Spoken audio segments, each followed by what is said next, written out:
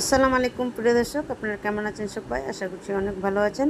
তো প্রিয় দর্শক, আপনারা সবাই অবশ্যই একটি লাইক দিয়ে ভিডিওটা দেখতে থাকুন, অনেক ভালো লাগবে। আজকের আমি রেসিপি করেছি সকালের নাস্তা। আর এই তো দেখতে পাচ্ছেন আপনারা, এখানে বাসি ভাত নিয়েছি, আর এখানে সুজি নিয়েছি হাফ বাটি, আর টক দই নিয়েছি।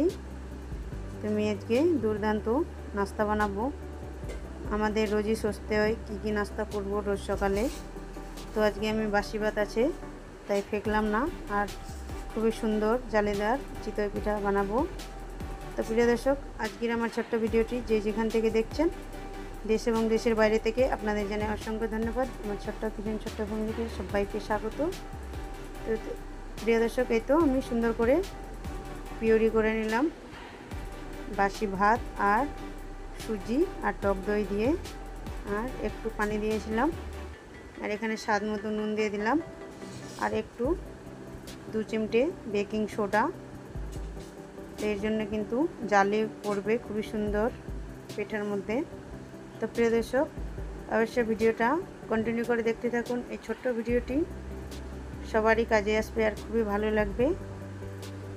তো প্রিয় দর্শক, এই তো আমি একটু হালকা তেল দিয়ে এই প্যানের মধ্যে সুন্দর করে ছড়িয়ে নিলাম, আর এখন আমি বেটারটা দিয়ে দিলাম। আপনারা দেখতে থাকুন কত সুন্দর জালিগুলো পড়ছে, আর নরম তুলতুলে একেবারে। আপনারা দেখতে পাচ্ছেন একটা আমি ভেজে নিয়েছি, আর দ্বিতীয় একটা আপনাদেরকে আবারও দেখিয়ে নিচ্ছি। তো প্রিয় দর্শক, এই পিঠেগুলো বানাতে কিন্তু কোনো আটা বা চালের গুঁড়ি কিছুই লাগবে না। খুবই দুর্দান্ত সকালের নাস্তা, আর বাচ্চা থেকে বড় সবাই খুশি হয়ে খাবে, আর যে কোনো চাটনি বা এমনিও খেতে পারে। তো প্রিয় দর্শক, এই নাস্তাটাতে বেশি টাইমও লাগে না, একদম ঝটপট তৈরি হয়ে যায়।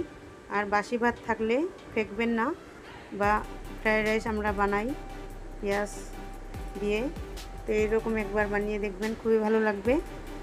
তো দেখতেই পাচ্ছেন কত সুন্দর করে আমার পিঠেগুলো তৈরি হচ্ছে, আর অল্প টাইমের মধ্যেই কিন্তু এই পিঠেগুলো তৈরি হয়ে যাচ্ছে। তো কেমন হচ্ছে আমার আজকের এই চিতই পিঠা বাসি ভাতের রেসিপি, অবশ্যই কমেন্টের মাধ্যমে জানাবেন। আর আমার চ্যানেলে যারা নতুন প্রিয় দর্শক, আপনাদের জানাই অসংখ্য ধন্যবাদ আমার ছোট্ট ভিডিওটি কন্টিনিউ করে দেখার জন্য।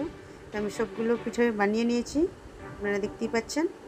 তো কেমন হয়েছে অবশ্যই কমেন্টে জানাবেন। আপনারা ভালো থাকবেন, সুস্থ থাকবেন। আজকের মতো এই পর্যন্তই। আল্লাহ হাফেজ।